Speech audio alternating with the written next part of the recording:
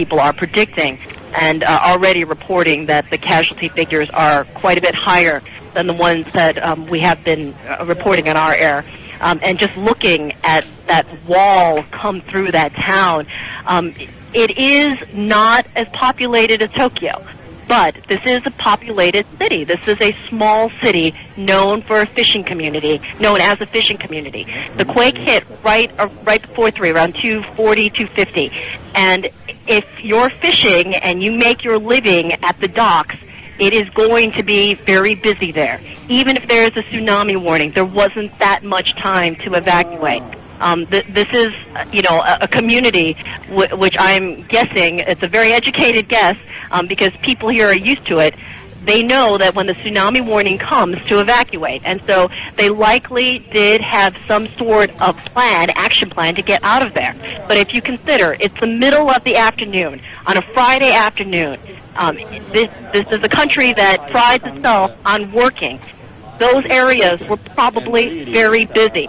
And so trying to get out of that region very, very quickly was certainly a challenge when this tsunami hit. Kyung, we know that the military has been activated as well as naval vessels. They have been dispatched to the northeast of the country. No doubt, as you say, there will be a huge rescue operation underway to try and help any of the survivors. But let's now go to our Ivan Cabrera, who has been following this earthquake from the very, very beginning. Ivan.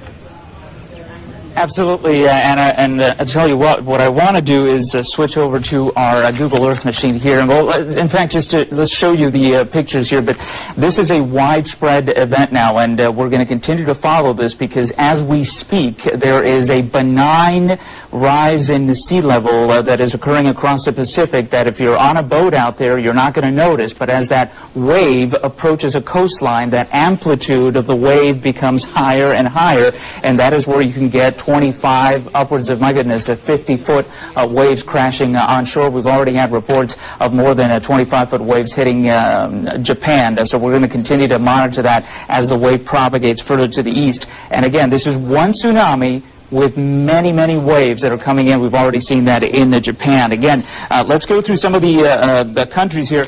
Essentially, there are over 50 countries now in the Pacific Basin that are under a tsunami warning. That means that we are expecting a tsunami arrival. Over 50 countries in the Pacific. There are watches posted for California, Oregon, and Alaska. The rest of us here are under a tsunami warning. Let's start off with the next arrival. This is happening in just a few minutes here at 9:17 GMT, Wake Island. Are you watching us from Taiwan? Your arrival at 9:40. As we hear from people in Japan, this is probably the first phase of the tsunami which has hit, and it was a massive tsunami. Remember, there are also dangers of aftershocks which are coming every now and then. These are aftershocks of relatively high magnitude, 6, 7 in that range. These are massive earthquakes in their own stature, but compared to what struck first, which was 8.9, was a massive earthquake which has caused extensive devastation in and around the coastal areas of Japan. I spoke to my colleague in Tokyo, who said that the wave in some places has entered about 1,000 meters inland. If that has happened, then that can be very dangerous and very destructive.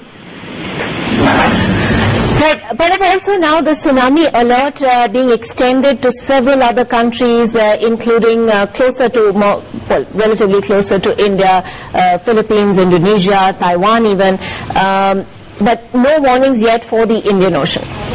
No, I spoke to the Indian Ocean tsunami warning system, which is housed in Hyderabad, and they were very categorical that there was no fear of a tsunami in India. Remember, the earthquake has struck east of Japan. So most of the brunt would be taken by the countries which are on the west or east of where the earthquake strikes, and most of the tsunami would impact countries near about Japan in that region, which is why the Indian Ocean Tsunami Warning Center is very clear that there was no warning or no threat either for the Andaman Nicobar Islands or for the Indian Ocean region. Thanks very much indeed for joining us with that. We'll take a very quick break, but more on that big story when we return.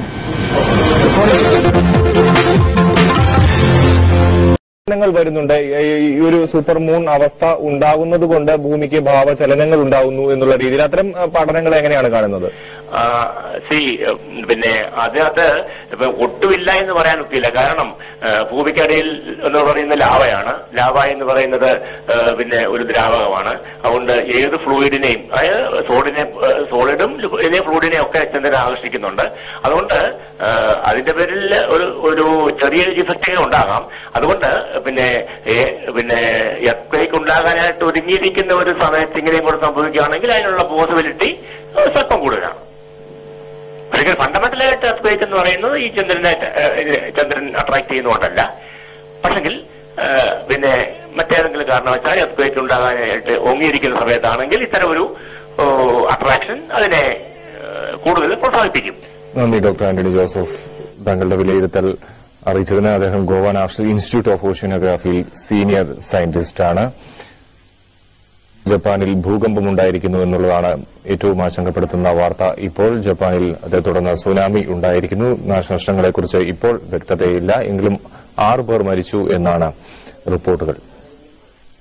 മരണസംഖ്യ 8 ഇപ്പോൾ രേഖപ്പെടുത്തുന്നുണ്ട്. ഒരു ഇടവേള. 9 ആണ് Richter സ്കെയിലിൽ രേഖപ്പെടുത്തിയ ഭൂകമ്പമാണ് ഉണ്ടായിരിക്കുന്നത്. 10 മരണമെന്നാണ് ഇപ്പോൾ കിട്ടുന്ന വിവരം. വലിയ നാശനഷ്ടം ഉണ്ടാക്കാവുന്ന തരത്തിലുള്ള ഭൂകമ്പമാണ് ഉണ്ടായിരിക്കുന്നത്. സുനാമി തിരകൾ, വലിയ വമ്പൻ തിരകൾ തീരത്തേക്ക് അടിച്ചു കയറുന്നതായാണ് ജപ്പാനിൽ നിന്നുള്ള വിവരം. ഒട്ടേറെ തീരങ്ങളിൽ മുന്നറിയിപ്പ് നൽകിയിട്ടുണ്ട്. ഇന്ത്യൻ തീരങ്ങളിൽ നിലവിൽ മുന്നറിയിപ്പ് നൽകിയിട്ടില്ല. പസഫിക് സമുദ്രത്തിന്റെ തീരങ്ങളിലുള്ള രാജ്യങ്ങളിലാണ് ഇപ്പോൾ കൂടുതലായും മുന്നറിയിപ്പ് നൽകിയിട്ടുള്ളത്. ജപ്പാനിൽ ഒരു എണ്ണ ശുദ്ധീകരണശാലയ്ക്ക് തീപിടിച്ചു. മറ്റു ചില കെട്ടിടങ്ങൾക്കും തീപിടിച്ചിട്ടുണ്ട്. 5 ആണവ നിലയങ്ങൾ അടച്ചിട്ടു.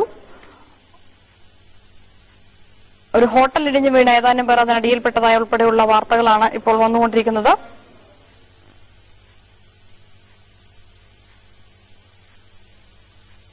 പക്ഷേ വളരെ വലിയൊരു ദുരന്തത്തിലേക്കാണ് കാര്യങ്ങൾ പോകുന്നത് എന്ന തരത്തിലുള്ള സൂചനകളാണ് വന്നുകൊണ്ടിരിക്കുന്നത്. 8.9 തീവ്രത രേഖപ്പെടുത്തിയ വലിയ ഭൂകമ്പമാണ് ജപ്പാനിൽ ഉണ്ടായിരിക്കുന്നത്. തിരമാലകൾ 33 അടി ഉയരത്തിൽ വരെ ആഞ്ഞടിച്ചതായാണ് റിപ്പോർട്ടുകൾ. എന്നാൽ 10 പേർ മരിച്ചതായും ഇതുവരെ വിവരങ്ങൾ കിട്ടുന്നു. Iwate Prefecture in Kamaishi. Iwate Prefecture, an NHK live camera captured a port flooded in seawater. Cars and trucks were floating amid the debris. Japan meteorological ഏജൻസിയുടെ റിപ്പോർട്ട് അനുസരിച്ച് 1872 ശേഷം ജപ്പാൻ കണ്ട ഏറ്റവും വലിയ ഭൂകമ്പമാണ് ഉണ്ടായിരിക്കുന്നത്. Black smoke can be seen billowing from the refinery.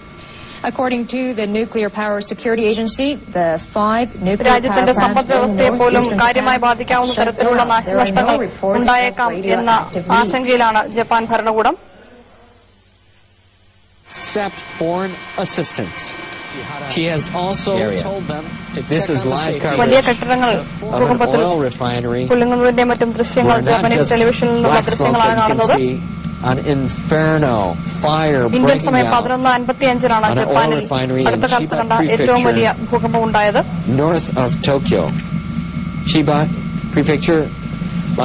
ഒട്ടേറെ വാഹനങ്ങൾ ഭൂകമ്പത്തിൽ തുറന്നുണ്ടായ സുനാമി തിരമാലകളിൽപ്പെട്ട് ഒലിച്ചുപോയി.